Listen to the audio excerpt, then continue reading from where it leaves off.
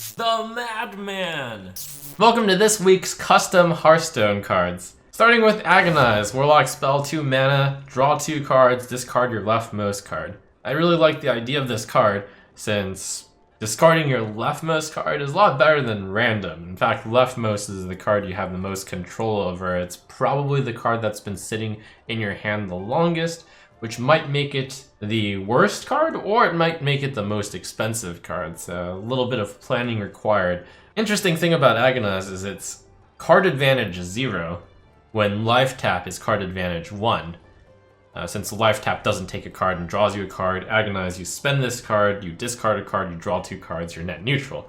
But it's not useless because it filters cards. Also, if there are discard synergies, such as Silverware Golem, not currently in standard, or Clutch Mother, I haven't seen that card in forever, then could be a benefit to discard a certain card. So it's not useless, but I do think it's a bit weak. If there are more discard synergies, then I could see Agonize being printed as is. Design, I'm gonna give it 5 stars. Balance, I'm gonna give it 4 stars because it's not currently the right time for it, but I mean, you don't have to design a card to be printed right away. It's a card that could be printed if the discard were to come back, maybe with a different theme. Like maybe the new theme of discard is discard the leftmost, discard the rightmost. I think that would be a really cool change for discard decks.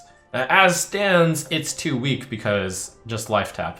But something like maybe 3 mana, draw 3 cards, discard your leftmost card, that could be pretty interesting. Next up, we've got a Hunter card. Starts off with just a Humble River Crocolisk, 2 mana, 2/3. But, and the wording is a little bit off here, it should say, when 2 enemy minions die, upgrade, or upgrade when 2 enemy minions die, something like that.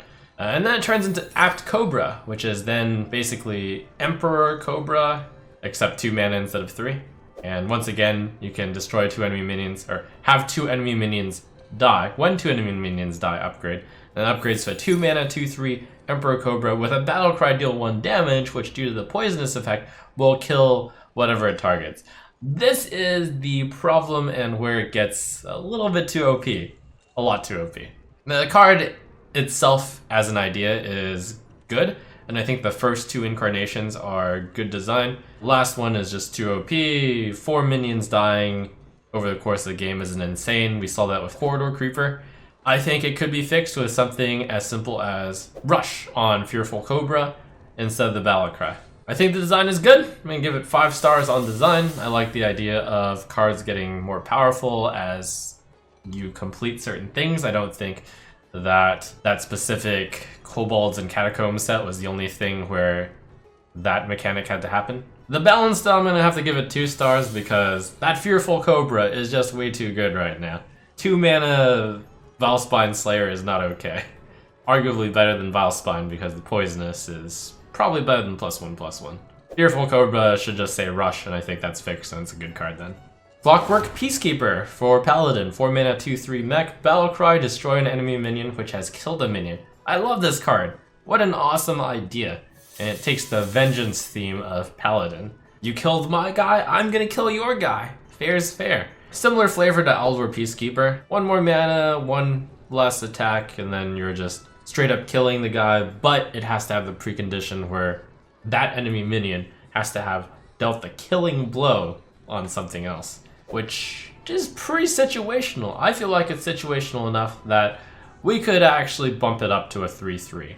Note that if you send a Silver Hand Recruit into a minion, it counts as, oh no, the enemy minion has killed my Silver Hand Recruit, now I can Clockwork Peacekeeper it. In which case, it's a little bit similar to an Execute, which comes with a 2/3. Even so, because of the work that you have to put into it, where you have to send in your smallish minion and you have to do this Execute type effect, I think it can be a 3/3. So I'm gonna say the balance is 4 stars. Just because I think 3/3 is more appropriate. Next up, Boom Jr. 3 mana, 3/3, Battle Cry, magnetize a 1/1 Boom Bot to every friendly mech. So compare this with just Shattered Sun Cleric, which is a 3 mana, 3/2, +1/+1. Boom Jr. is quite a bit better since it's +1/+1 to a mech, and you attach the Boom Bot Death Rattle to it. That does make the card way too good as is. I'm gonna say the design is 4 stars. because while the idea of magnetizing a 1/1 boom bot to every friendly mech is cool, I think it can be done even better. If you're gonna be Boom Junior, then you want to have boom bots adjacent to you, I say. So I think this could be better if it said magnetize a 1/1 boom bot to every adjacent mech. And then for balance, as is, it's like 1 star. It costs way too little at 3 mana. I think it could be, with the adjacent fix, 4 mana would be pushing it, maybe 5 mana, somewhere around there. Next up, we've got the Dark Librarian. 4 mana, 3/5, Battlecry enemy minions with Battlecry cost 3 more next turn. It's meant as a tech card to hate against decks that rely on Battlecry. For example, Shutterwalk, for example, Oakheart. But it is a limited time deal, which I like. I think there should be more temporary disruptive effects. So for design, I'm going to give it 5 stars. I'm not even going to dock it any points based off of the name, even though I think the name should be renamed, because the Dark Librarian implies a legendary thing. Could be as simple as just, killing the part and just say Dark Librarian. Balance on the card, I think, is a-okay. I'll give it 5 stars. 4 mana, 3/5 isn't good enough by itself. It's kind of a specific tech card against decks with Battlecry. It's temporary disruption. Cool card. I don't think that many decks could actually fit the tech card in, but a good tech card. Why does the Librarian prevent Battlecry cards? Where's the lore explanation?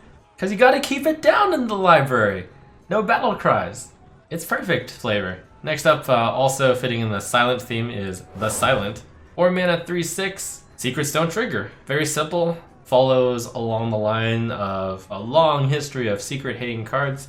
I don't think it's absurd compared to Kazan Mystic, which was even more severe towards secrets, actively took the opponent's secret and put it into your side. 4 mana, 3/6 stat line is not, great. So it would only see play in very secret heavy metas, and then if you really cared about your secrets activating it, you can always kill the silent. So design, 5 stars, balance, 5 stars. Only comment is probably try to fit a more flavorful person than the silent on this, because this has no Warcraft theme at the moment. Next up, the Puggernaut. 9 mana, 6/6, Hunter mech. Death Rattle, put all beasts from your hand into the battlefield. The obvious synergy here is you Puggernaut and then you play dead on the Puggernaut, and then boom, all your beasts are in play. And then maybe the less obvious synergy is that that's a 1-turn kill sometimes if you have enough beasts and Hunter Rhino, since they all charge. And I was struggling on whether or not such a design could even work, but after Blizzard released a card like Shutterwalk, I was like, okay. I guess if you're willing to work for it, that might be okay. Now the problem with Puggernaut is that at 9 mana, unlike Shutterwalk, this is too easy a combo to fulfill. You just have Deathstalker Rexar, you discover a bunch of big beasts, stuff you would do normally, and then you play Puggernaut, and then you play Dead. And then game over, really.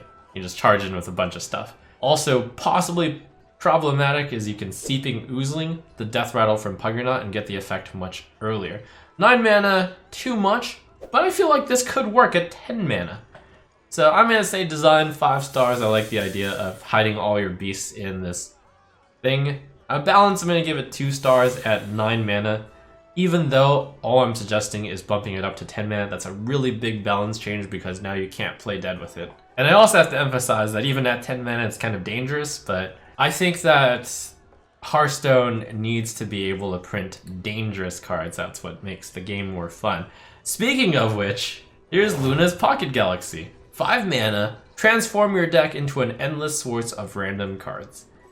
Which is to say you can no longer fatigue, and each time you draw, you're getting a completely random card. I bounced the idea around a lot on whether or not a card like this could even be printed, because this is a very disruptive card, and it does auto-win against fatigue decks. And what I came up with is, yes, I think such a card could be printed, even with Aluneth drawing you 4 cards a turn, and the big concern is actually Aluneth. Drawing 4 random cards a turn in the super late game, that's dangerous. But at the end of the day, I decided, okay, we can make that happen. We can allow it. 5 stars for design. The balance, though, 1 star. It's too low, a mana cost at 5. The danger of it is so high that it needs to be like a proper legendary spell. I think it needs to have an appropriate amount of cost and risk to it. So I'm saying 10 mana. for Luna's Pocket Galaxy. That makes it an appropriately big legendary effect. The big key is with Aluneth, it is just incredibly powerful to keep going without ever running out of fuel. And part of the reason why I'm okay with this is like the Shudderwalk effect. With Shudderwalk in the game, I'm like, okay, I guess it's losing to Shudderwalk. It still beats all the control decks, but I mean, Shudderwalk exists, so that might be okay. There's a few questions with this card, like what happens when you explore and go, what happens when you King Togwoggle them, what happens when Archbishop Benedictus happens. It's just gonna depend on how it's UI designed. But real quick, I think Azari means nothing happens. I think Togwoggle means you actually swap your endless source of random cards to the opponent. Benedictus changes your deck to a Pocket Galaxy also. It gets weird. You'd have to think about what happens. Terror the Living City, 9 mana, 1/2. Battlecry, attach all magnetic minions that you've played this game to this minion. Very much like Linessa, and I think it's appropriately cool enough to be, even though it's just like Linessa, it's a different idea. 5 stars for design. For balance, I'm going to have to give it question mark, though. Reason? We have not seen all the magnetic cards in this expansion, and whether or not this is printable depends entirely on whether or not there's something that'll break it, and if there's not something that can break it, maybe Terror the Living City could cost lower, an amount similar to Linessa. N2074! It's a reskin of N'Zoth. 10 mana, 7/5, N2074, the creator, Battlecry. It's a mech. Battlecry, summon your mech minions that died this game. Simple enough design. It's just like N'Zoth. I'm gonna give the design rating 3 stars because it's basically N'Zoth, except for mech, which is natural theme of the expansion. There's just a problem with this, and you know, this is one of those card designs where you had no idea that would be a problem because this was designed before Dr. Boom Mad Genius was revealed. But now that Dr. Boom Mad Genius has been revealed, this is a problem, since N'Zoth was slow, but mechs are now actually surprisingly fast because you permanently have rush on your minions after you play Dr. Boom Mad Genius. I'm afraid that this card can't be printed, so I'm gonna have to give the balance 1 star. Unless you were to put it in a different class, but I'm not sure flavorfully that would make sense. Finally, we have Dark Iron Hydra, 9 mana, 4/12 Shaman card. Unlimited attacks each turn, can't attack heroes, and it's a mech. Because it's just the same text as Fool's Bane, I guess I'd give the design 3 stars. I think it's balanced enough because similar to Sleepy Dragon, in fact the author just said, I took Sleepy Dragon's stat line as a baseline, 9 mana, 4/12. The fact that it's a mech could create some pretty degenerate things. Like if you put lifesteal on it, you gain mega life. If you gave immune to it, you clear the board. But given that Giant Sandworm was printed and nothing terrible happened out of that, Dark Iron Hydra is probably okay.